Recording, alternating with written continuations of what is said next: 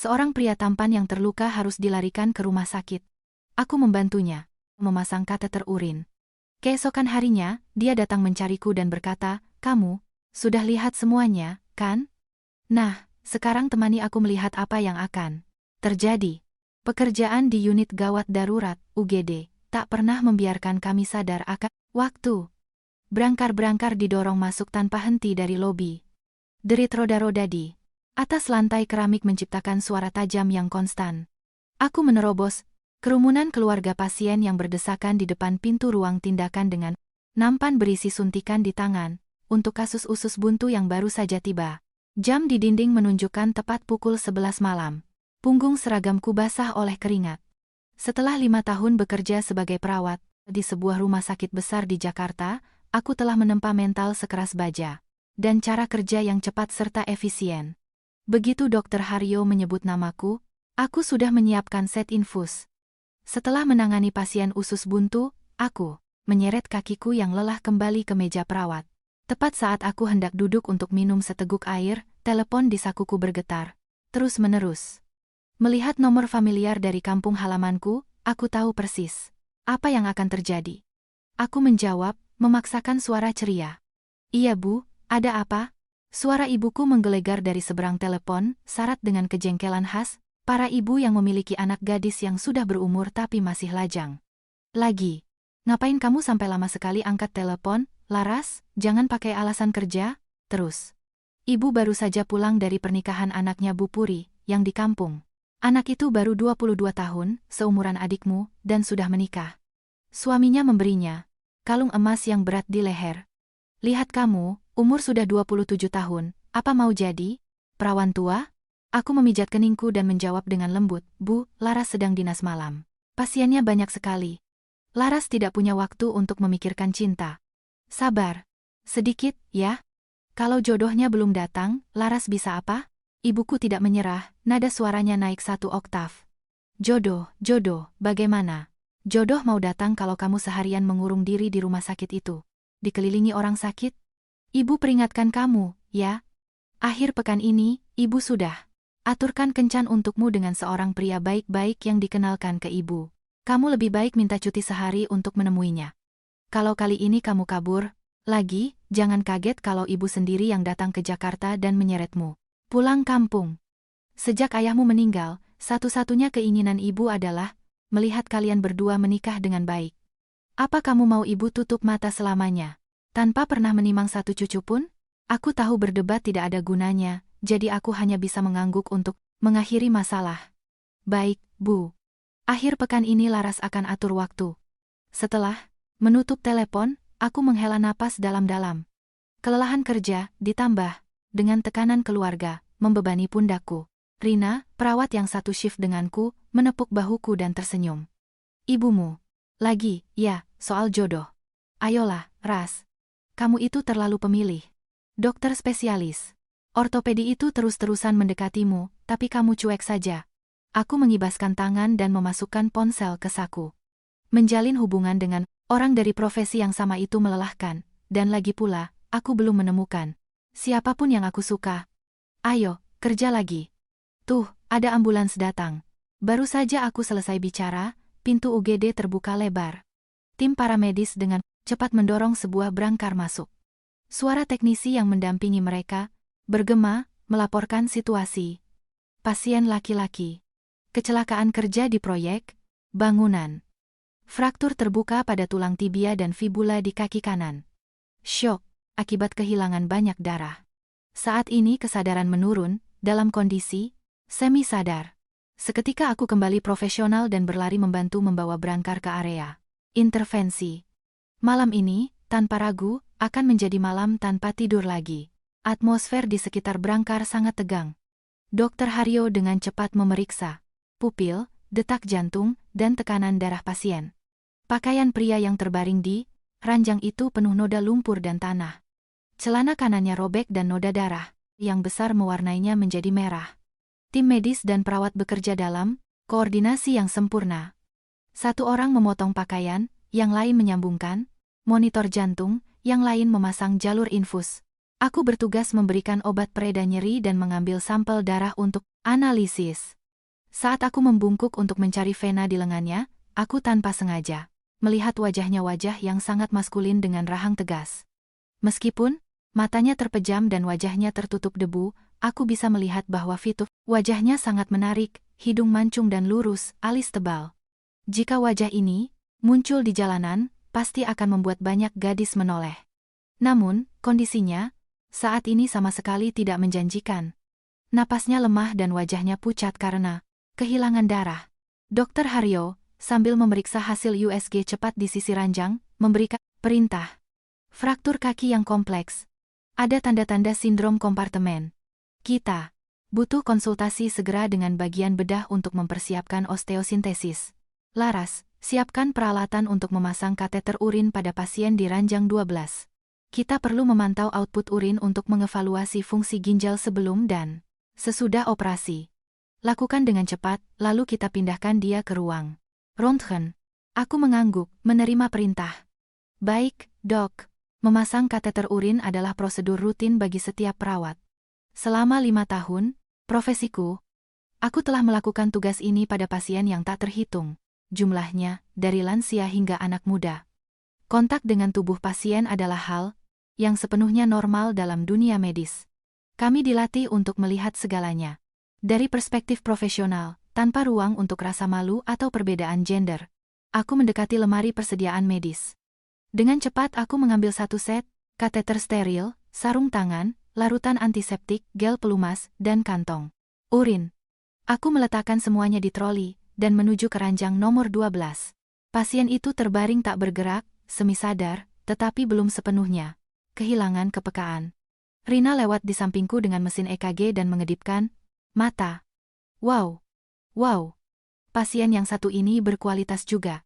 Perlakukan dia dengan lembut, ya. Jangan sampai kamu menggores pria tampanku. Aku memberinya tatapan tajam. Berhenti bicara omong kosong dan selesaikan laporan keracunan makanan di sana itu. Setelah itu, aku menarik tirai kain biru yang mengelilingi ranjang 12, menciptakan ruang yang sepenuhnya pribadi. Aturan rumah sakit selalu memprioritaskan privasi pasien, terutama saat melakukan prosedur yang sensitif. Di dalam tirai, hanya ada pria yang terlelap dalam letarginya dan aku. Aku membuka paket peralatan, mengenakan sarung tangan steril, dan memulai persiapan. Ruang di balik tirai terasa jauh lebih sunyi dibandingkan dengan hiruk-pikuk UGD. Aku berdiri di samping ranjang, menjaga punggungku tetap lurus, dan berkonsentrasi pada nampan instrumen steril. Pasien, laki-laki, Bima.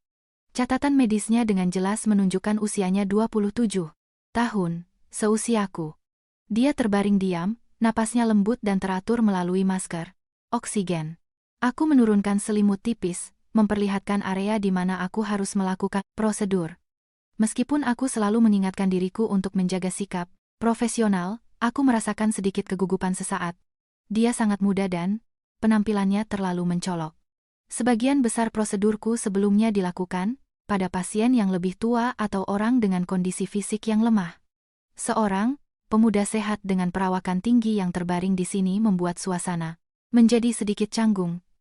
Aku memarahi diriku dalam hati, memerintahkan diri untuk fokus pada pekerjaan, mengingatkan diriku bahwa aku sudah 5 tahun menjadi perawat dan bukan anak baru lulus kuliah. Aku membasahi kasa dengan larutan antiseptik dan mulai membersihkan area intim pasien sesuai protokol. Gerakanku cepat, tegas, dan sangat hati-hati. Aku mengoleskan gel pelumas di ujung kateter. Dengan satu tangan aku menahan posisi, dan dengan tangan lainnya aku memasukkan kateter dengan lembut melalui uretra. Semuanya berjalan lancar. Karena pasien dalam keadaan semi sadar dan tubuhnya lelah, tidak ada refleks kontraksi otot yang sangat memudahkan pemasangan. Ketika aku melihat urin mengalir melalui selang, aku tahu aku telah memasangnya dengan benar. Aku menggembungkan balon untuk menahan kateter dan menyambungkannya ke kantong penampung. Aku mengumpulkan peralatan dan menaruhnya di nampan limbah medis. Aku melepas sarung tangan dan membuangnya ke tempat sampah infeksius. Saat aku menutupinya, kembali dengan selimut, pandanganku tanpa sengaja berhenti di pergelangan tangan kirinya. Ada bekas luka keloid yang cukup panjang dan berbentuk aneh yang menonjol di kulitnya yang sawo matang. Bekas luka itu tampak tua dengan tepi yang tidak beraturan, seolah-olah benda tajam telah menggores dagingnya. Dalam-dalam. Aku berpikir dalam hati, bagaimana bisa seseorang dengan penampilan seelegan ini memiliki bekas luka yang begitu kasar? Pasti dia pernah mengalami kecelakaan yang cukup parah di masa lalu. Aku menggantung kantong urin di sisi ranjang, memeriksa jalur infus sekali lagi, dan keluar dari balik tirai. Wajahku terasa sedikit panas, tetapi sikapku tetap sama seperti biasa, dingin dan profesional.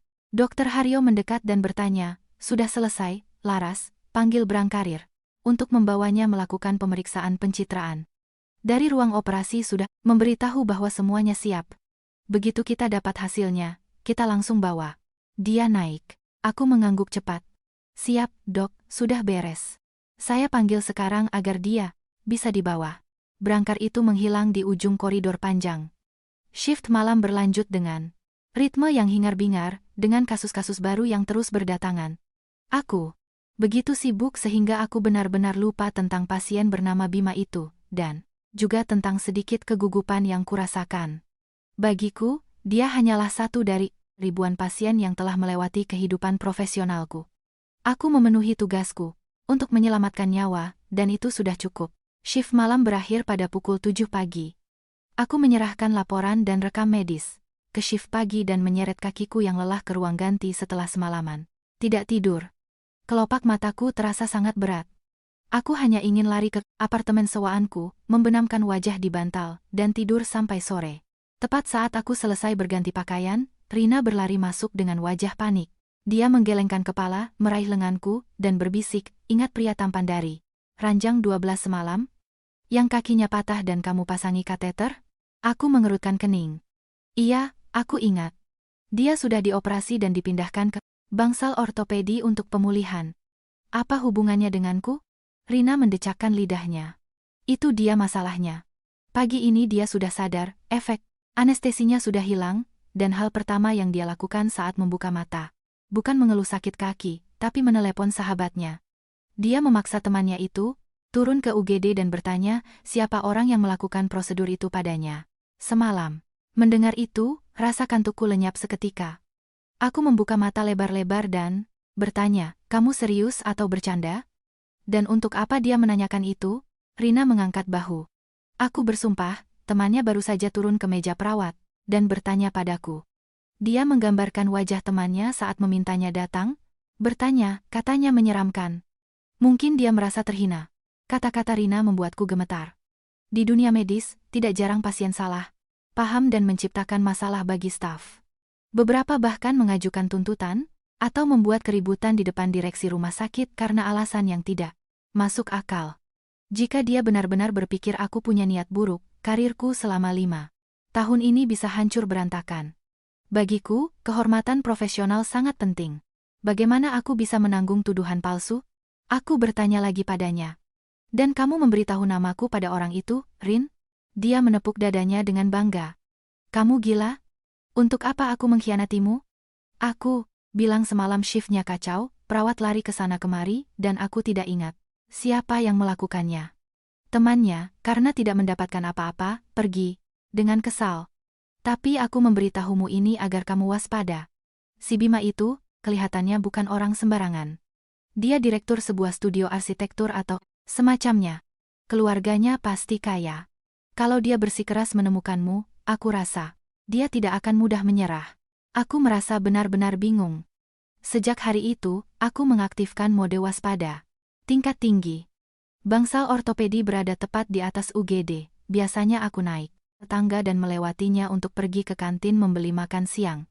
Sekarang, aku memilih menggunakan lift barang di ujung koridor untuk menghindarinya. Jika aku harus naik ke lantai atas untuk mengambil perlengkapan, aku akan menaikkan maskerku hingga hampir menutupi mata dan memakai topi perawatku untuk menutupi rambut dengan baik.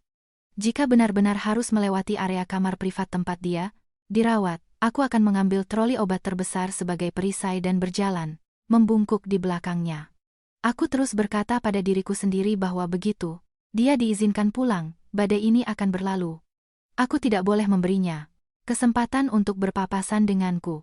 Kampanye penghindaranku berjalan cukup baik selama 10 hari pertama. Bima pulih dengan baik dari operasinya dan dipindahkan dari ICU ke kamar biasa untuk memulai fisioterapi. Aku menjaga rutinitasku dengan memutar, menghindari area manapun dalam radius 50 meter dari kamarnya. Suatu hari, aku memeriksa seragamku dengan hati-hati, memakai masker dengan benar, lalu mendorong troli obatku untuk melakukan ronde. Koridor lantai 3. Sepi. Sinar matahari sore menyelinap melalui jendela, membuat lantai keramik berkilauan. Aku mendorong troli sambil tenggelam dalam pikiranku. Ciit. Roda-roda berdecit di lantai dan troli berhenti kurang dari setengah meter dari sebuah kursi roda. Orang yang duduk di kursi itu mengenakan piyama biru muda rumah sakit dengan kaki kanannya digips dan disandarkan di penyangga. Dia mengenakan kaos lengan pendek yang memperlihatkan bekas luka keloid yang familiar di pergelangan tangan kirinya. Itu Bima. Jantungku berdebar kencang. Jaraknya terlalu dekat untuk berbalik dan lari. Aku membeku. Aku berkata pada diriku sendiri bahwa dengan masker dan topi, tidak mungkin dia mengenaliku. Aku berpura-pura tidak terjadi apa-apa dan dengan suara setenang mungkin, aku berkata, "Permisi, Pak, bisakah kursi rodanya digeser sedikit agar saya bisa lewat dengan troli?" Bima tidak bergerak, dia mendongak dan tersenyum padaku. Senyum yang membuatku gugup. "Permisi," kataku, menggunakan seluruh kekuatanku untuk memutar troli dan lewat, menempel di dinding. Ketika aku sudah aman di ruang perawat, aku menarik napas dalam-dalam, mengusap dadaku berulang kali. Instingku mengatakan bahwa tatapan dan senyum sugestif itu sama sekali tidak sederhana. Aku yakin dia telah mengenaliku. Rasa takut menguasaiku. Akhirnya, doaku terkabul. Awal bulan berikutnya, Rina berlari membawa surat izin pulang di tangannya untuk memberiku kabar baik. Pasien VIP di kamar 12 telah resmi diizinkan pulang. Mendengar itu, aku merasa seperti memenangkan lotre, terbebas dari beban kasat mata yang telah lama kupikul. Untuk merayakannya, aku membeli jus mangga, porsi besar saat pulang kerja. Aku yakin bahwa mulai saat itu, hidupku akan kembali normal dan tenang. Badai akhirnya telah berlalu. Hari itu aku bekerja di shift sore. Ketika aku tiba di blok apartemen tua, tempatku menyewa kamar, jam sudah menunjukkan pukul 10 malam. Bangunannya sudah tua dan fasilitasnya cukup rusak. Lorong di lantai 4, tempat tinggalku, selalu remang-remang karena kurangnya cahaya alami, dan sialnya lagi, hari ini, bola lampu dengan sensor gerak tepat di depan pintuku rusak. Suasananya benar-benar gelap. Karena tidak bisa melihat jalan dengan baik, aku hampir tersandung anak tangga. Sambil meraba-raba mencari kunci di dalam tas, aku menggerutu pada pengelola gedung. Selalu tepat waktu menagih iuran bulanan, tetapi tidak bisa mengganti bola lampu yang sudah mati berhari-hari. Tiba-tiba, suara pria yang dalam dan hangat terdengar tepat di belakangku. "Selamat malam, suster. Pulangnya larut sekali, ya?" Suara tak terduga dalam kegelapan itu membuatku kaget setengah mati, sampai-sampai kunci yang kupegang jatuh ke lantai semen.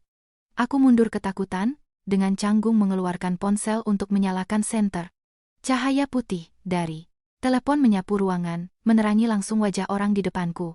Aku terdiam selama 3 detik, mataku terbelalak, tidak percaya dengan apa yang kulihat. Pria itu bersandar di dinding seberang pintuku, menggunakan 2 kruk kayu dengan kaki kanannya masih digips. Itu adalah Bima. Pasien bermasalah yang baru saja diizinkan pulang pagi itu. Dia mengenakan kemeja kasual yang lengannya digulung hingga siku, memperlihatkan bekas luka panjang yang familiar. Suaraku pecah karena terkejut. "Apa yang kamu lakukan di sini? Apa kamu mengikutiku?" Bima menyingkirkan cahaya senter yang menyilaukan dari wajahnya dengan satu tangan, dengan senyum nakal di bibirnya. "Siapa yang punya waktu untuk mengikutimu? Aku pindah ke sini sore ini. Aku keluar untuk mencari angin dan kebetulan bertemu dengan tetangga baruku. Itu saja." Dia menunjuk dengan dagunya ke pintu apartemen kosong di seberang apartemenku. Papan disewakan yang telah tergantung selama berbulan-bulan telah hilang. Aku tidak percaya dengan apa yang kudengar. Seorang direktur studio arsitektur, dengan penampilannya yang elegan, menyewa sebuah apartemen kumuh dan panas di blok tua yang bobrok ini? Itu sangat tidak masuk akal sehingga aku tidak bisa menerimanya. Aku memungut kunci dengan tangan gemetar dan memasukkannya ke lubang kunci. "Aku tidak tahu apa maumu, tapi kuharap kamu menjauh dariku. Tidak ada urusan yang belum selesai di antara kita." Malam itu aku hanya menjalankan tugasku sebagai perawat. Kamu seorang direktur. Jangan melakukan hal kekanak-kanakan seperti ini. Tepat saat pintu sedikit terbuka, Bima menggunakan salah satu kruknya untuk menghalanginya, mencegahku menutup pintu. Dia mencondongkan tubuh ke arahku, wajahnya yang bersudut hanya sejengkal dari wajahku. Aroma parfum maskulinnya, bercampur dengan sedikit bau antiseptik, tercium oleh hidungku, menciptakan tekanan yang tak terlihat. Suaranya, di antara bercanda dan serius, memiliki nada yang jelas mengejek. Kamu sudah lihat semuanya, kan? Karena kamu sudah melihat dan menyentuhnya. Sekarang karena aku dalam kondisi cacat seperti ini, sulit bergerak, dan karena kamu adalah penyebab tidak langsung dari trauma psikologisku, kamu harus bertanggung jawab padaku. Wajahku memerah seperti tomat.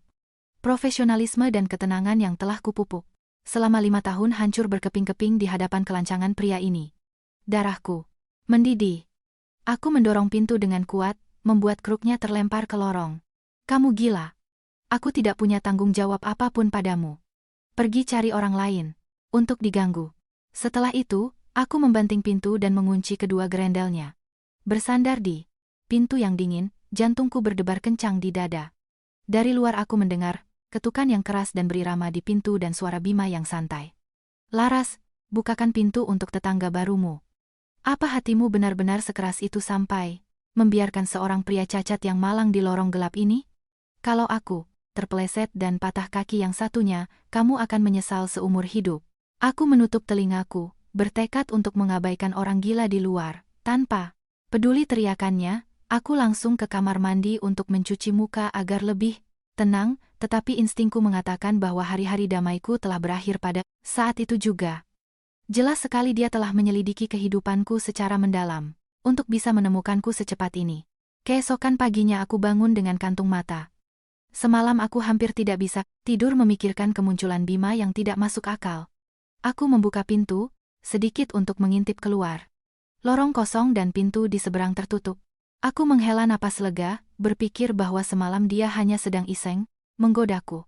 Pasti hari ini, karena sudah bosan, dia akan pergi. Lagi pula, bagaimana mungkin seorang pria kaya sepertinya bisa tahan di tempat sekecil ini? Tetapi sore harinya, ketika aku kembali dari pasar dan sedang di dapur menyiapkan sayuran, bel berbunyi. Aku mengeringkan tangan di celemek dan pergi, membuka pintu. Bima ada di sana dengan penampilan yang menyedihkan. Dia mengenakan kaos longgar, celana pendek, dan kaki yang sakit disangga kruk. Yang paling mencolok adalah wajahnya yang kesakitan. Dia menggosok perutnya dan menatapku dengan mata anak anjing yang terlantar. Aku mengerutkan kening dan bertanya dengan tidak sabar, drama baru apa lagi? Ini? Di rumahku tidak ada apapun yang bisa kupinjamkan padamu. Bima, dengan wajah memelas, bersandar di kusen pintu. Laras, aku lapar sekali. Aku belum makan apa-apa sejak pagi tadi. Dapur di apartemenku sangat kotor dan aku belum bisa memanggil siapapun untuk membersihkannya. Aku melipat tangan, pura-pura tidak peduli. Kalau kamu lapar, pesan makanan online. Ada ribuan restoran di internet. Kamu kan direktur, kan? Uangmu tidak kurang. Pesan saja perjamuan dari restoran kalau mau. Bima menghela napas secara dramatis. Menurutmu, apakah orang dengan patah tulang kaki baik makan makanan berminyak dan banyak bumbu? Dokter bilang aku harus makan yang ringan dan hati-hati agar tulangnya menyambung dengan baik. Dengan kaki seperti ini, bagaimana aku bisa pergi ke pasar untuk memasak? Kamu kan perawat, sudah belajar etika medis, kan? Kamu harus punya belas kasihan. Atau kamu akan melihatku mati kelaparan di depanmu? Argumennya tidak masuk akal, tetapi tepat mengenai titik lemah profesionalku. Memang benar pasien patah tulang membutuhkan diet sehat, rendah garam dan lemak, tetapi itu tidak berarti aku punya kewajiban untuk memasak untuknya. Kami bukan siapa-siapa. Aku menolak dengan tegas. Itu masalahmu. Di sekitar sini banyak warung makan, yang masakannya bersih. Pergi saja beli sendiri. Jangan gunakan penyakitmu sebagai alasan untuk memaksaku. Bima tidak menyerah. Dia bersandar pada kruk, melangkah maju, menyelinap melalui celah pintu, dan masuk langsung ke ruang tamuku seolah-olah itu rumahnya sendiri. Sambil berjalan, dia berkata dengan suara keras, "Aku tidak peduli. Hari ini aku memutuskan untuk numpang makan di sini. Aku akan makan apapun yang kamu masak." Kalau kamu tidak memberiku makan, aku akan duduk di sofamu ini sampai besok pagi. Dan kalau aku pingsan karena gula darah rendah, polisi akan dipanggil, dan kamu akan ditangkap karena tidak menolong orang dalam bahaya. Aku sangat marah dengan kelancangan pria ini. Melihatnya duduk dengan santai di sofa kecilku membuatku ingin mengusirnya dengan sapu. Tapi memikirkan kakinya yang digips, aku ragu. Berdebat dengan orang keras kepala hanya membuang-buang waktu dan akan mengganggu tetangga. Aku kembali ke dapur dengan enggan. Aku mengambil pisau dan talenan dan mulai memotong dengan marah. Baiklah. Kalau mau numpang, akan kuberikan pelajaran. Aku membuka lemari dan mengeluarkan 2 bungkus mie instan paling murah. Aku merebus air, memasukkan mie ke dalam panci, dan tidak menambahkan sedikit pun bumbu dari sasetnya, tidak sehelai sayur, tidak sebutir telur. Beberapa menit kemudian, aku membawakan semangkuk mie putih hambar ke ruang tamu dan meletakkannya di atas meja dengan keras, membuat sedikit kuahnya terciprat. Silakan, Pak Direktur. Di rumah kami orang miskin, hanya ada ini. Kalau tidak suka, silakan pergi. Dan, mulai besok, jangan ganggu aku lagi. Aku pikir dia akan mengerutkan wajah jijik dan pergi. Tapi yang mengejutkanku, mata Bima berbinar. Dia mengambil garpu dan membuatku takyub, mulai makan mie itu dengan lahap. Sambil makan, dia menepuk-nepuk pahanya dan memuji, mie ini enak sekali. Makanan hambar sangat baik untuk kesehatan. Tepat seperti yang disarankan ilmu kedokteran. Mulai besok, aku akan membayarmu iuran bulanan untuk makanan. Masakan 1 porsi untukku juga, ya. Kamu boleh menagih 2 kali lipat, kalau mau. Aku terdiam, menatapnya makan sampai tetes kuah terakhir. Orang ini punya masalah mental. Seorang direktur elegan memakan sepiring mie tanpa rasa di sebuah apartemen sempit dengan senyum lebar di wajahnya. Aku mulai sadar bahwa aku telah berhadapan dengan lawan yang sangat sulit ditangani. Hari-hari berikutnya adalah mimpi buruk yang bercampur dengan komedi. Bima memanfaatkan sepenuhnya kondisinya sebagai orang cacat untuk masuk ke dalam hidupku dengan muka tebal yang luar biasa. Pagi hari, saat aku sedang berpakaian untuk pergi kerja, dia akan membuka pintunya dan menjulurkan kepala dengan kantong sampah. Laras, sekalian jalan, tolong buangkan sampahku, ya? Dengan kaki yang sakit ini, aku susah sekali turun tangga.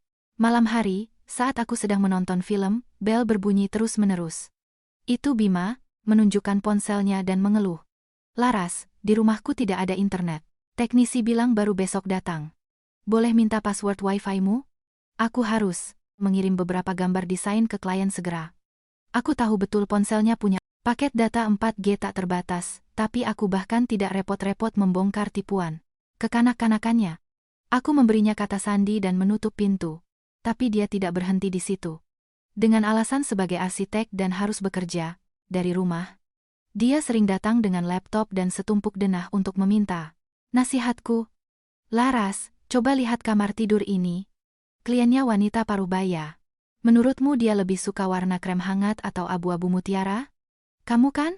Wanita, seleramu pasti lebih baik dariku. Setiap kali dia melakukannya, aku mengalah.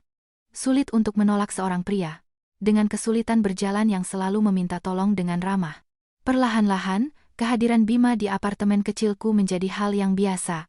Alih-alih merasa terganggu seperti pada awalnya, aku mulai menyadari bahwa aku tidak lagi menolaknya. Bahkan ada hari-hari di mana, karena sibuk, dia tidak datang mengetuk pintuku untuk numpang makan dan aku merasa rumah sedikit kosong. Apartemenku, yang selalu sunyi dan dingin, tiba-tiba dipenuhi tawa, suara ketikan komputer, dan bahkan perdebatan kecil. Terkadang, saat aku memasak, Bima akan bersandar di kusen pintu dapur dan memberiku saran tentang cara membumbui masakan. Saat aku bersih-bersih, dia akan duduk di sofa dan membantuku melipat pakaian kering.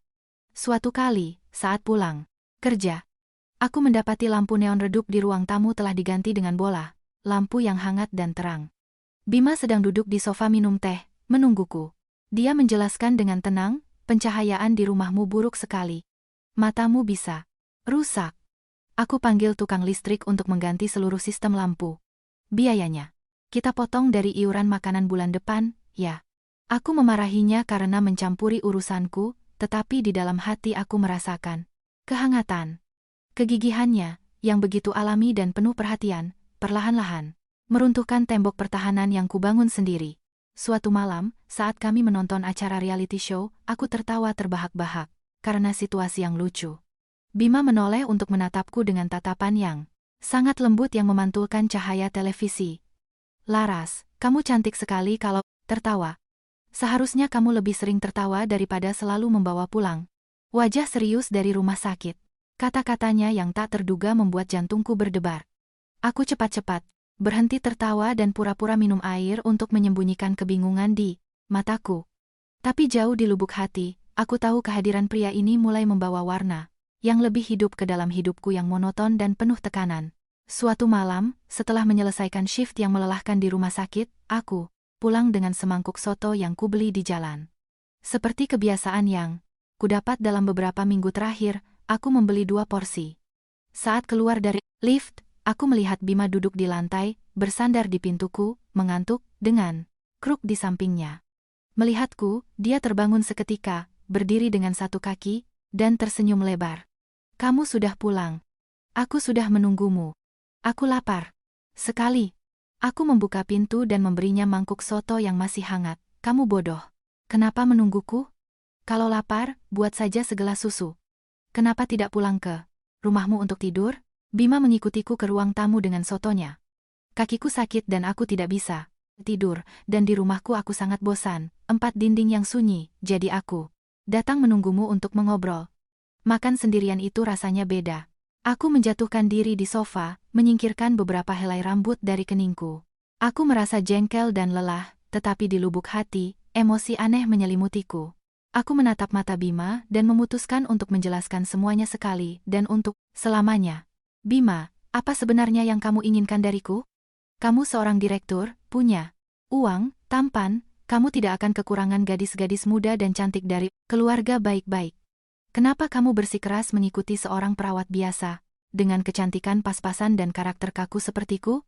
Kalau ini karena kejadian malam itu di UGD, kalau kamu merasa ini lucu dan ingin bermain-main, aku minta kamu berhenti. Aku bekerja seharian dan aku lelah. Aku tidak punya waktu atau energi untuk bermain kucing-kucingan dengan anak orang kaya sepertimu." Mendengar pidatoku, Bima menghentikan gerakan membuka mangkuk soto. Ekspresi mengejek di wajahnya menghilang. Ruang tamu menjadi sunyi. Hanya terdengar dengungan AC. Dia meletakkan soto di meja, menegakkan tubuh, dan menatapku dengan tatapan yang sangat serius. "Laras, apa kamu pikir aku tipe orang yang menghabiskan banyak uang untuk menyewa apartemen kumuh dan makan mie tanpa bumbu, hanya untuk mempermainkan seorang wanita? Aku seorang pebisnis. Aku tidak membuang-buang waktuku untuk hal-hal konyol." Suara Bima menjadi lebih dalam, penuh dengan kenangan yang tulus. "Tahukah kamu, malam kecelakaan itu, ketika aku diberangkar, dengan rasa sakit yang luar biasa, dan pakaian basah oleh darah, aku pikir aku akan mati. Rasa takut dan ketidakberdayaan menyelimutiku. Biasanya aku yakin bisa menyelesaikan apapun, tapi saat itu hidupku bergantung pada orang lain. Ketika mereka membawaku ke UGD, meskipun aku syok dan setengah sadar, aku masih merasakan kekacauan di sekitarku." Suara logam instrumen, bunyi monitor. Bima menunjuk kakinya yang diperban, bibirnya sedikit bergetar. "Dan ketika kamu melakukan prosedur itu, padaku, itu adalah momen paling memalukan bagiku sebagai seorang pria. Tapi, tepat pada saat itu, tanganmu yang mantap, ketenanganmu, dan gerakanmu yang tegas membawaku kembali ke kenyataan. Kamu tidak menunjukkan rasa jijik atau ejekan. Kelembutan dan profesionalismemu memberiku rasa aman yang mutlak, meredakan ketakutanku. Ketika aku bangun di ruang pemulihan, aku berjanji pada diriku sendiri bahwa aku akan menemukan wanita yang telah memberiku kedamaian. Itu." Bima mendekat padaku dan menggenggam tanganku, yang tergeletak di atas lututku. Tangannya kasar, dengan kapalan di jari-jarinya karena terlalu sering menggambar, tetapi sangat hangat. "Aku tidak sedang bercanda denganmu. Sungguh. Aku ingin mendekatimu. Aku ingin merawat dan melindungi perawat yang menyelamatkanku malam itu. Maukah kamu memberiku kesempatan untuk mengenalmu?" Dengan serius, pernyataannya, yang begitu langsung dan tak terduga, membuatku tercengang. Kata-katanya yang tulus menghantam langsung ke hatiku yang tertutup, meruntuhkan sepenuhnya benteng rasional yang selalu kubanggakan. Aku menarik tanganku dengan gugup dan menundukkan kepala dengan pipi yang memanas, tidak berani menatapnya. Jangan bicara omong kosong. Makan sotonya sebelum dingin dan pulanglah tidur. Aku lelah, aku mau ke kamarku. Aku melompat berdiri dan lari ke kamarku, mengunci pintu. Bersandar di kayu pintu, aku meletakkan tangan di dada. Jantungku berdebar tak karuan, dengan irama yang tak ku kenal dan panik. Emosi pertama yang begitu kuat itu membuatku terjaga hingga keesokan paginya, meskipun aku mendengar langkah lambat Bima di ruang tamu sebelum dia akhirnya pergi. Pertengahan bulan Juli, cuaca di Jakarta sangat tidak menentu. Siang hari, matahari membrakar, tetapi saat senja, hujan deras turun tiba-tiba, meredakan. Panas tetapi menyebabkan banyak masalah bagi mereka yang bekerja hingga larut. Hari itu, rumah sakit menerima korban kecelakaan lalu lintas beruntun di salah satu pintu masuk kota. UGD mengerahkan seluruh staf. Suara sirene tak henti-hentinya. Aku berlari ke sana kemari, membantu dokter menjahit luka, membawa pasien ke ruang röntgen, sampai kakiku tidak kuat lagi dan punggungku basah oleh keringat. Menjelang tengah malam, situasi mulai tenang. Para pasien telah didistribusikan ke bangsal masing-masing. Dokter Haryo menepuk bahuku dan berkata, pulanglah istirahat. Shift malam akan menangani sisanya. Aku berganti pakaian dan keluar dari rumah sakit dengan lelah. Di luar gelap, gulita dan hujan turun sangat deras tanpa tanda-tanda akan berhenti. Tetesan air yang berat menghantam atap seng dan air menggenangi aspal, memantulkan cahaya kekuningan dari lampu jalan. Aku berlindung di bawah teras pos keamanan, mengaduk-aduk tas mencari jas hujanku, tetapi tidak menemukannya. Pasti karena terburu-buru pagi tadi, aku meninggalkannya di rumah. Melihat tirai air, aku menghela napas. Aku berpikir untuk memesan ojek online, tetapi pada jam-jam seperti ini dan dengan hujan deras, hampir tidak mungkin mendapatkannya di sekitar rumah sakit. Aplikasi terus mengatakan tidak ada pengemudi dan harganya sudah naik 2 kali lipat. Saat aku ragu-ragu, sesosok tubuh dengan payung hitam besar muncul dari balik hujan dan berjalan lurus ke arahku. Dia berjalan terpincang-pincang dengan langkah tidak teratur, tetapi mantap. Cahaya redup dari lampu jalan menerangi wajahnya yang familiar. Itu Bima. Dia mengenakan celana yang digulung dan, meskipun kakinya masih digips, dia berjalan di bawah hujan lebat. Melihatku, dia tersenyum dan melambaikan tangan. Laras, aku di sini. Aku berlari untuk berlindung di bawah payungnya dengan suara terkejut dan khawatir. Apa yang kamu lakukan di sini jam segini? Dengan hujan begini dan kakimu belum sembuh total? Kalau lukamu infeksi bagaimana? Kamu gila. Bima menjawab dengan tenang, melindungiku dari angin. Aku di rumah. Aku lihat, hujannya deras sekali, dan aku khawatir kamu tidak bawa jas hujan. Aku meneleponmu, tapi tidak diangkat. Jadi aku minta tolong satpam panggilkan taksi untuk datang menjemputmu. Aku tidak pakai kruk karena lantainya licin. Kalau aku jalan pelan-pelan, tidak apa-apa. Ayo, kita pergi. Taksi yang kupesan sudah menunggu di tikungan. Di sini dingin. Bima merangkul bahuku dengan lengannya, mendekatkanku padanya. Meskipun payungnya besar, dia sengaja memiringkannya ke arahku, melindungiku dari setiap tetes hujan. Dalam perjalanan singkat ke taksi, aku tetap benar-benar kering, tetapi begitu di dalam, aku menyadari bahwa satu sisi kemejanya dan celana di kaki kanannya basah kuyup. Air menetes dari rambutnya ke lantai mobil. Dengan cepat aku mengeluarkan tisu dari tasku dan mulai mengeringkan wajah dan rambutnya dengan nada menegur, tetapi penuh kekhawatiran. Jangan bodoh begitu. Kalau kamu melindungiku, kamu juga harus melindungi dirimu sendiri. Dengan kaki digips dan basah-basahan kena air kotor, kamu akan merusak pemulihan sebulan ini. Kalau kamu demam, jangan telepon aku. Bima membiarkan dirinya dikeringkan. Dia tersenyum menatapku dengan lembut. Aku ini laki-laki. Sedikit air tidak akan apa-apa. Tapi kamu perempuan. Kamu sudah bekerja seharian. Kalau kamu sakit, siapa yang akan jaga dan menyelamatkan orang? Lagi pula, aku suka melindungimu dengan payung. Dia berpaling ke sopir taksi. Pak, bisa tolong nyalakan pemanasnya? Pacar saya kedinginan. Kata-kata pacar saya, yang diucapkan dengan begitu alami, membuatku tersipu, dan tanganku yang memegang tisu berhenti sejenak. Selama perjalanan, di jalanan, yang tergenang air, Bima tetap merangkulku. Kehangatan tubuhnya menenangkanku, mengusir dinginnya malam hujan. Pada saat itu, aku menyadari bahwa benteng pertahanan terakhirku telah runtuh sepenuhnya. Aku telah benar-benar jatuh cinta pada pria yang tampak sombong ini, tetapi hatinya sangat hangat. Seperti yang telah diduga, konsekuensi dari basah-basahan di bawah hujan tidak butuh waktu lama untuk datang. Keesokan paginya, aku baru saja bangun ketika mendengar ketukan lemah di pintu. Saat kubuka, aku terkejut melihat Bima dengan wajah merah dan kening berkeringat. Dia bersandar di kusen pintu, bernapas dengan susah payah, suaranya serak. "Laras, kepalaku sakit sekali dan kakiku juga sakit sekali." Dengan cemas, aku membantunya masuk dan duduk di sofa. Keningnya panas seperti bara. Aku berlari mengambil termometer. 39 derajat. Aku mengangkat celananya untuk memeriksa kakinya dan, benar saja, kulit di sekitar gipsnya merah dan bengkak dengan tanda-tanda infeksi karena air hujan yang kotor. Aku memarahinya dengan marah, tetapi tanganku sudah mencari kotak P3K. "Lihat kan?" "Sudah," ku bilang, "tapi kamu tidak mau dengar. Sekarang kamu demam tinggi dan lukanya infeksi. Diam di sini. Aku akan ambil obat penurun panas dan membersihkan serta mengganti perbanmu." Bima diam, patuh, mengikutiku dengan matanya yang demam. Setelah memberinya obat, aku memotong perban basah dengan hati-hati dan membersihkan area yang meradang. Jarak di antara kami sangat dekat, aku bisa mendengar napasnya yang berat.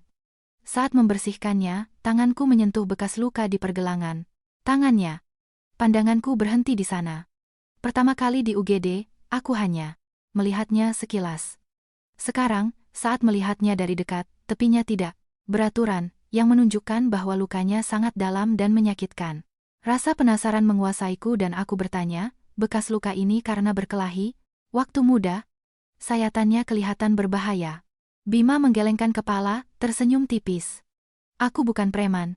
Bekas luka ini, kudapat waktu aku semester 4 kuliah. Aku sedang mengerjakan proyek di bengkel ketika aku mendengar suara anak kucing mengeong. Aku mencarinya dan menemukan seseorang telah memasukkan beberapa anak kucing yang baru lahir ke dalam saluran ventilasi seng di belakang bengkel." Dia berhenti sejenak untuk batuk dan melanjutkan. "Saluran itu sangat sempit dan penuh dengan potongan logam dan karat. Aku memasukkan tanganku sampai ke dalam untuk mengeluarkan mereka satu persatu. Aku menyelamatkan semua anak kucing itu, tetapi sepotong seng tajam membuat sayatan dalam sampai ke tendon. Karena aku mahasiswa miskin, aku pergi ke puskesmas terdekat dan mereka memberiku beberapa jahitan tanpa bius. Jahitannya tidak bagus dan karena itulah jadi seperti ini." Kisah Bima, yang diceritakan dengan sederhana, sangat menyentuhku. Gambaran seorang mahasiswa muda yang mempertaruhkan dirinya untuk menyelamatkan makhluk-makhluk kecil itu membuatku terharu. Seorang pria yang mencintai binatang, rela menderita untuk mereka, tidak mungkin orang jahat. Aku menyadari bahwa di balik penampilan luarnya yang mengejek dan sombong, ada hati yang sangat baik dan lembut. Pada saat itu, menatap matanya yang sakit, aku tahu, hatiku benar-benar berdebar untuk pria ini.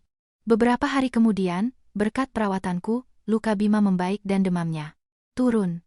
Tepat saat aku mulai bisa bernapas lega, badai lain datang. Suatu Sabtu pagi, saat aku sedang menjemur pakaian di balkon, aku mendengar ketukan keras di pintu. Saat kubuka, aku terkejut. Ibuku, Ibu Wati, berdiri di depanku, membawa banyak tas. "Bu, kenapa ibu datang tanpa memberitahu dulu biar Laras bisa jemput di stasiun?" Ibu Wati memberiku tatapan marah, menyingkirkanku, dan masuk ke rumah seperti badai. "Meneleponmu biar kamu cari alasan untuk kabur? Kalau ibu tidak datang sendiri, kamu pasti tidak akan menikah sampai kapanpun. Tutup pintunya dan kemari. Ada yang mau ibu sampaikan." Aku menurut dengan firasat buruk.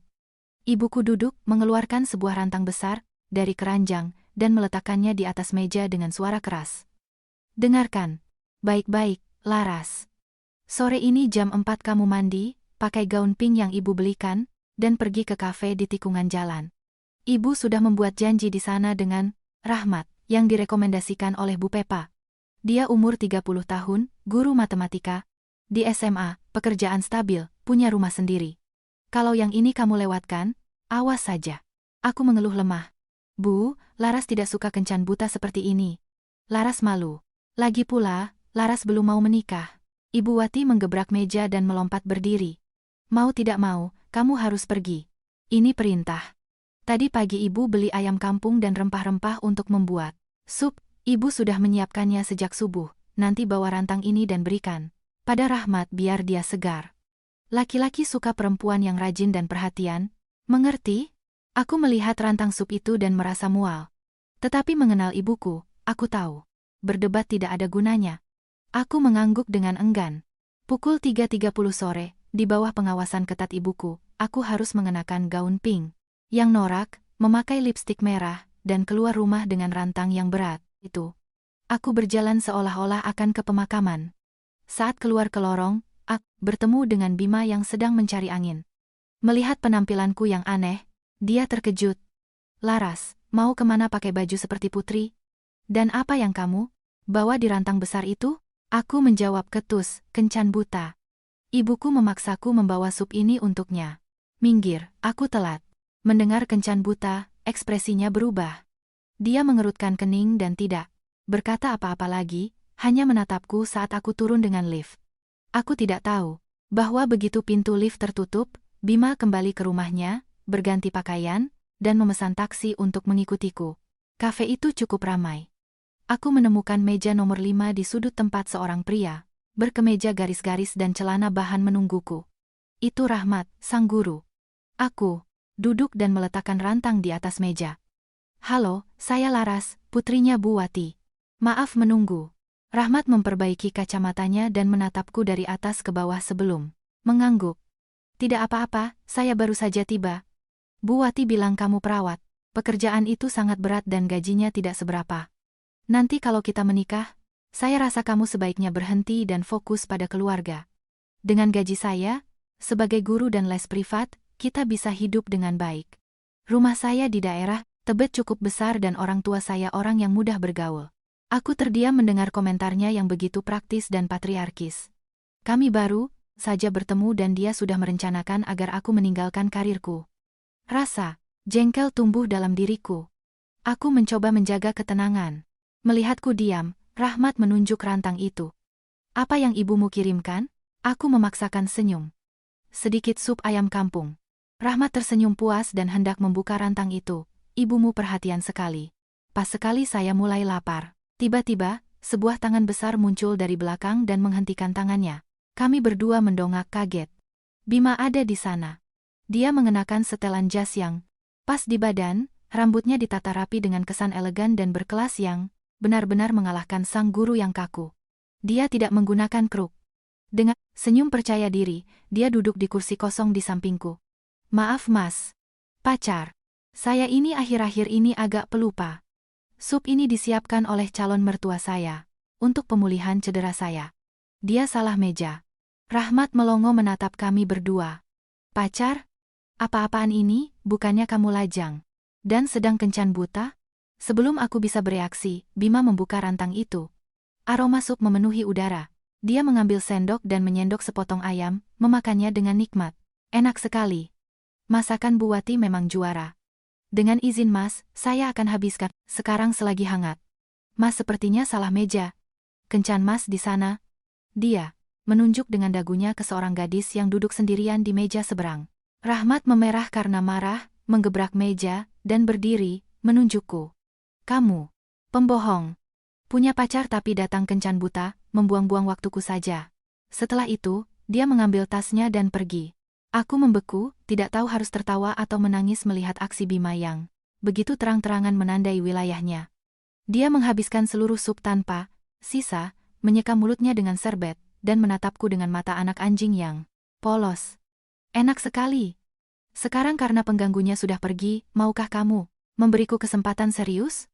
Aku jamin aku akan jadi pacar yang 100 kali lebih baik dari guru sok itu. Setelah sabotase Bima, aku pulang dengan rantang kosong. Dia bersikeras menemaniku naik taksi. Selama perjalanan singkat ke gerbang apartemenku, dia berjalan di belakangku seperti bayangan. Aku berhenti dan berbalik menatap pria yang berpura-pura pincang untuk mencari simpati. Tingkahnya yang kekanak-kanakan, tapi menggemaskan telah melenyapkan amarahku. Kenapa kamu mengikutiku? Kamu sudah merusak kencangku. Kalau ibuku tahu, aku bisa dibunuh. Bima mendekat, wajah tampannya disinari lampu jalan dengan ketulusan yang tak biasa. Laras, maaf sudah membuatmu dalam kesulitan, tapi aku tidak bisa membiarkanmu dipaksa bersama orang seperti itu. Aku benar-benar menyukaimu. Aku ingin melindungimu dan mendengarkan keluhanmu setiap hari. Maukah kamu jadi pacarku? Melihat tatapannya yang mantap, aku tahu aku tidak bisa lagi menyangkal perasaanku. Dinding pertahanan yang kubangun meleleh di hadapan kehangatannya. Aku menunduk dan mengangguk malu-malu. Tapi aku ini rumit dan selalu sibuk dengan dinas jaga. Kalau kamu bisa tahan, kita bisa mulai masa percobaan. Kalau kamu membuatku tidak bahagia, aku akan langsung memecatmu. Mendengar itu, mata Bima berbinar. Terima kasih. Aku janji tidak akan pernah mengecewakanmu. Setelah itu, dia dengan lembut mengangkat daguku di bawah cahaya redup gedung tua itu. Dia memberiku ciuman yang canggung, tetapi sangat manis dan penuh hormat. Itu adalah ciuman pertamaku, yang menandai awal resmi hubungan kami. Semua kekhawatiran tentang ibuku dan kesulitan di masa depan, seolah lenyap digantikan oleh kebahagiaan yang bersinar di hatiku. Kegembiraan memulai hubungan dengan Bima tidak berlangsung lama, karena badai terbesar akan segera datang. Tidak dapat menyembunyikannya lebih lama, aku mengaku pada ibuku bahwa aku sedang dekat dengan Bima dan mengatur pertemuan, agar dia bisa mengenalnya. Malam itu, Bima datang ke rumah dengan kemeja putih, celana bahan, dan 2 keranjang hadiah berisi buah-buahan pilihan dan produk premium lainnya. Berbeda dengan sikapnya yang biasanya santai, hari ini dia tampak cukup tegang.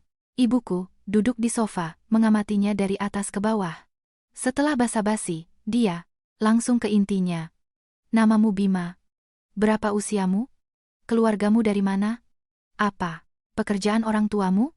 Bima menjawab dengan tenang. Saya 27 tahun, Bu. Kampung halaman saya di pinggiran kota. Ayah saya meninggal dalam kecelakaan ketika saya kecil. Ibu saya membesarkan saya sendirian dan masih tinggal di sana.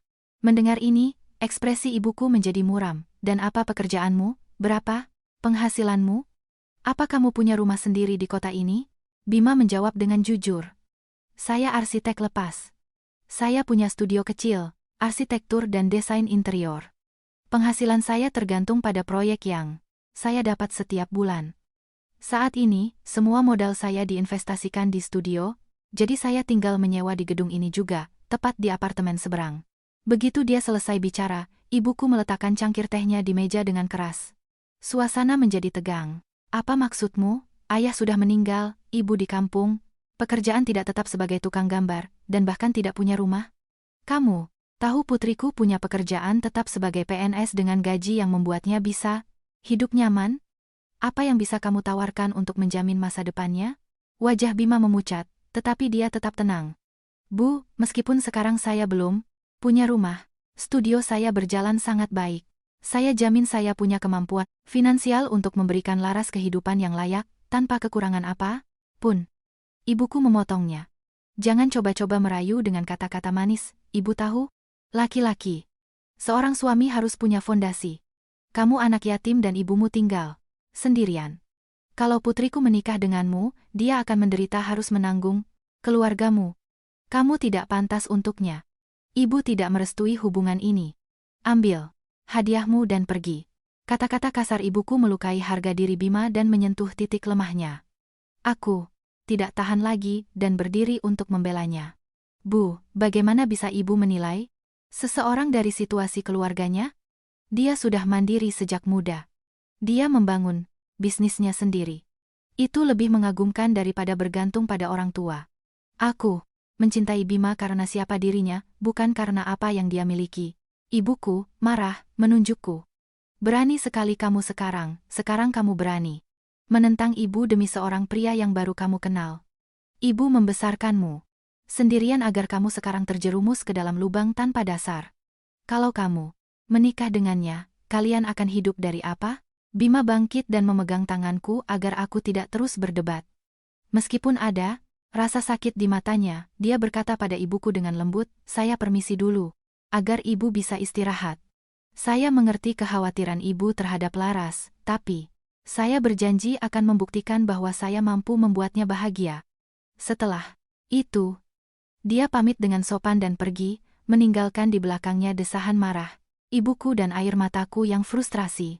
Begitu pintu tertutup, ibuku menyeretku ke kamarku dan membanting pintu dengan wajah merah karena marah. Dia membentakku. Dengarkan baik-baik, Laras. Ibu sudah membesarkan dan mendidikmu agar kamu punya masa depan yang baik, bukan untuk kamu serahkan diri pada pria tanpa masa depan. Cukup. Besok kamu cari apartemen lain untuk memutuskan semua kontak dengannya. Aku bersandar di lemari sambil menangis terseduh-seduh. Bu, bagaimana bisa ibu mengatakan hal sekejam itu? Apa salahnya dia menjadi yatim? Dia harus berusaha 1000 kali lebih keras dari orang lain untuk sampai di posisinya sekarang. Dengan penghasilannya, kita bisa hidup dengan baik. Rumah bukanlah satu-satunya ukuran untuk menilai seseorang. Aku mencintai Bima karena ketulusan dan kebaikannya. Tolong, beri dia kesempatan. Ibuku menggebrak tempat tidur. Kamu ini naif. Memangnya kebaikan bisa dimakan? Dia tinggal menyewa. Apa kamu mau menghabiskan seumur hidup di tempat kumuh seperti ini? Tidak ada lagi yang perlu dibicarakan. Kalau kamu tidak menuruti ibu tidak akan mengakuimu sebagai anak. Aku menangis sejadi-jadinya. Kekeras-kepalaan ibuku membuatku merasa tidak berdaya. Aku tidak ingin membangkang padanya, tetapi aku juga tidak bisa melepaskan pria yang kucintai.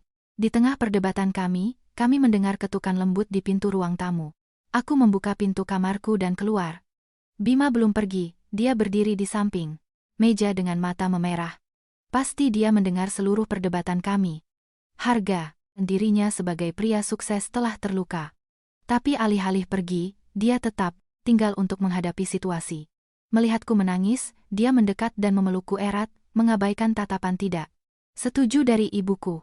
Dia mengelus rambutku dan berkata dengan suara tegas dan hangat, Laras, jangan menangis. Ibumu benar. Saat ini aku belum punya rumah sendiri dan wajar jika dia mengkhawatirkanmu. Tapi aku bersumpah, aku tidak akan menyerah. Aku akan membuktikan dengan tindakan bahwa aku bisa melindungimu seumur hidup. Percayalah padaku. Ibuku mendengus dan masuk ke kamarnya, menutup pintu. Aku meringkuk di dada. Bima merasakan detak jantungnya yang mantap dan berjanji pada diriku sendiri bahwa kami akan melewati badai ini bersama. Janjinya memberiku kekuatan tak terlihat untuk tetap teguh pada pilihanku. Setelah malam itu, suasana antara ibuku dan aku menjadi tak tertahankan. Dia mendiamkanku. Bima mengerti situasi, berhenti datang ke rumah agar tidak memperburuk keadaan. Dia hanya mengirimiku pesan semangat dan memesankan makanan untuk diantar ke rumah sakit. Seminggu berlalu dalam keheningan yang tegang. Hari itu aku dinas pagi. UGD menerima beberapa korban kebakaran di sebuah pabrik tekstil. Kekacauan total. Aku berlari ke sana kemari tanpa henti. Tepat pada saat itu, teleponku berdering terus-menerus. Itu penjual buah di pasar dekat rumah. Dia berteriak di telepon, Laras, ibumu jatuh di tangga pasar. Pergelangan kakinya bengkak sekali dan tidak bisa bangun. Ini sedang dibawa ke rumah sakit daerah. Cepat ke sana lihat keadaannya. Duniaku serasa runtuh. Aku ingin meminta izin pergi, tetapi tidak bisa meninggalkan pasien luka bakar yang menunggu perawatan. Aku putus asa, air mata hampir menetes ketika sebuah nama melintas di benakku. Aku menelepon Bima, menceritakan tentang ibuku, dan memintanya pergi ke rumah sakit. Dia hanya mengucapkan satu kalimat sebelum menutup telepon. Kamu tetap selamatkan nyawa di sana. Aku yang urus semuanya di rumah sakit. Hingga pukul 6 sore, ketika shift mulai tenang, barulah aku bisa pergi. Saat tiba di bangsal ortopedi rumah sakit daerah, pemandangan yang kulihat membuatku tercengang. Bima sedang duduk di samping tempat tidur, dengan hati-hati menyeka keringat di kening ibuku. Kakinya digips dan diangkat. Melihatku, Bima bangkit dan tersenyum untuk menenangkanku. Jangan khawatir. Dokter bilang ini fraktur pergelangan kaki. Aku sudah urus semua administrasi rawat inap dan membayar uang jaminan. Ibumu baru saja minum obat pereda nyeri dan mulai tertidur. Aku melihat kwitansi jutaan rupiah di atas meja dan kemudian punggung ke meja. Bima yang basah oleh keringat. Dia telah meninggalkan semua pekerjaannya untuk datang dan mengurus segalanya, sementara aku, putrinya sendiri, tidak bisa berada di sana saat dia paling membutuhkanku. Rasa terima kasih membanjiriku dan aku meremas tangannya, tidak bisa menahan air mata Fraktur ibuku membutuhkan perawatan terus-menerus, karena aku tidak bisa mengambil cuti panjang. Bima mengambil alih seluruh tanggung jawab. 3 hari pertama dia hampir tidak beranjak dari rumah sakit. Malam hari dia mengawasi tetesan infus. Karena kakinya sendiri belum pulih sepenuhnya untuk membantunya, dia menyewa seorang perawat pribadi profesional untuk mengurus kebersihan ibuku. Saat aku tidak ada, dia sendiri tetap di sampingnya, memijatnya, menyemangatinya, dan menyuapinya makan. Dedikasinya membuat semua orang di ruangan itu terkesan. Suatu malam aku mendengar bisikan. Bima sedang menyuapi ibuku sup. Ibuku menghela napas dan berkata kepadanya, "Bima, nak, ibu merepotkanmu sekali. Kalau kamu mengabaikan studionya seperti ini, kamu mau hidup dari apa?" Ibu merasa sangat tidak enak. Bima meletakkan mangkuk itu dan membersihkan mulut ibuku dengan lembut. "Jangan khawatir, Bu. Pekerjaan saya bisa saya atur lewat telepon. Kesehatan ibu yang utama." Dia berhenti sejenak dan melanjutkan dengan tulus. "Saya anak yatim, dan ibu saya tinggal jauh. Saya selalu merindukan keluarga yang utuh. Saya sangat mencintai Laras, dan saya menganggap ibu seperti ibu kandung saya sendiri. Merawat ibu adalah tanggung jawab dan kebahagiaan saya. Saya tahu ibu khawatir soal rumah. Saya sedang menabung untuk membeli apartemen 3 kamar di dekat rumah sakit akhir tahun ini. Saya ingin Laras mudah pergi bekerja dan ibu punya tempat yang nyaman saat datang berkunjung. Saya tidak akan pernah membiarkan putri ibu menderita." Kata-katanya yang begitu dewasa dan tulus menyentuh hati ibuku. Melalui tindakannya, ibuku menyadari bahwa Bima bukan pembual. Dia punya ambisi, cinta, dan pengabdian tanpa syarat. Aku melihat mata ibuku berkaca-kaca. Dia menepuk tangan Bima, sebuah isyarat yang menandai akhir dari prasangkanya. Seminggu kemudian, ibuku diizinkan pulang. Masih dengan gips, bergerak di apartemenku yang kecil dan licin itu berbahaya. Aku berpikir untuk mengambil cuti sebulan, tetapi Bima menghentikanku. "Kamu tetap kerja saja. Aku yang urus di rumah. Jadwalku fleksibel." Dan benar saja, Bima pindah ke rumahku untuk merawatnya. Setiap pagi dia bangun jam 6 untuk pergi ke pasar dan menyiapkan kaldu bergizi. Dia membeli sayuran terbaik dan daging paling segar. Masakannya sekelas restoran. Tapi yang benar-benar menaklukkan hati ibuku adalah kecerdasan profesionalnya. Suatu hari Minggu, dia membawa beberapa tukang. Karena dia sendiri tidak bisa melakukan pekerjaan berat, dia menggambar denah detail dan mengawasi pemasangan pegangan di dinding kamar mandi dan pancuran. Dia menjelaskan bahwa dengan begitu, ibuku akan memiliki pegangan yang aman. Kemudian dia memasang karpet anti-selip berkualitas tinggi di seluruh lantai kamar mandi dan dapur. Ibuku, dari kursi rodanya, mengamatinya dengan kepuasan yang luar biasa. Dia memanggilnya dan menyeka keringatnya. Panggilannya padanya telah berubah. "Bima, nak, istirahat dulu. Dengan ini kamar mandi sudah sangat aman. Melihat caramu mengkhawatirkan segalanya, ibu percayakan Laras padamu dengan sepenuh hati. Coba, nanti akhir tahun, kalau umurnya pas, kalian atur pernikahan."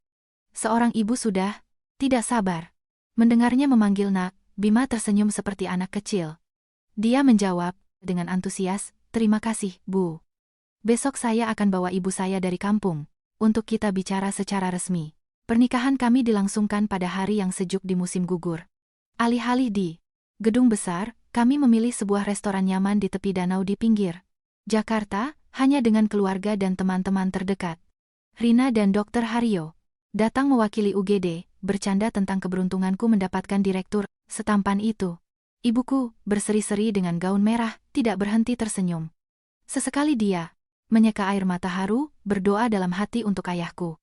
Melihat ibu kami saling memperlakukan dengan penuh kasih sayang membuatku merasakan kebahagiaan yang lengkap. Bima, dengan setelan jas hitam yang elegan, menggandeng tanganku saat kami bersulang dengan para tamu. Tatapannya penuh dengan cinta yang tak terbatas. Pada malam pernikahan kami kembali ke apartemen baru kami di pusat kota. Itu adalah buah dari tabungan Bima selama bertahun-tahun. Dia sendiri yang mendesain setiap sudutnya sesuai seleraku. Nuansa kayu yang hangat, balkon penuh tanaman, dan bak mandi khusus agar aku bisa bersantai setelah dinas jaga yang melelahkan. Semuanya sempurna. Aku baru saja keluar dari kamar mandi ketika Bima memelukku dari belakang. Kehangatannya menembus piyamaku, membuat jantungku berdebar kencang. Dia membalikkan badanku dan memberiku sebuah kotak kayu kecil. Buka, sayang. Ini hadiah pernikahanku untukmu. Aku membukanya dengan penasaran. Di dalamnya bukan perhiasan, melainkan sebuah buku tabungan atas namanya, 2 kartu kredit, dan sebuah surat perjanjian saham di studio desainnya. Aku menatapnya bingung. Untuk apa kamu memberiku ini? Ini uangmu. Seharusnya kamu simpan untuk investasi. Bima menggelengkan kepala dan menempelkan tanganku ke pipinya. Aku sudah berjanji pada ibumu akan memberimu kehidupan yang stabil. Mulai sekarang, semua aset dan gajiku adalah untuk kamu kelola. Beli apapun yang kamu mau, habiskan sesuai kebutuhanmu. Aku hanya butuh kamu memberiku uang jajan setiap pagi untuk sarapan dan bensin. Di rumah ini, semua keputusan ada di tangan sang bos. Aku menyerahkan diriku secara sukarela padamu. Pernyataannya, yang begitu dominan namun begitu manis, membuatku tertawa. Aku melingkarkan lenganku di lehernya dan memberinya ciuman yang dalam. Insiden di UGD yang tadinya tampak seperti lelucon kejam dari takdir, telah berubah menjadi kisah cinta terindah di kota besar yang sibuk ini. Kami telah bertemu, menyembuhkan luka masing-masing, dan bersama-sama membangun rumah utuh yang kami berdua dambakan.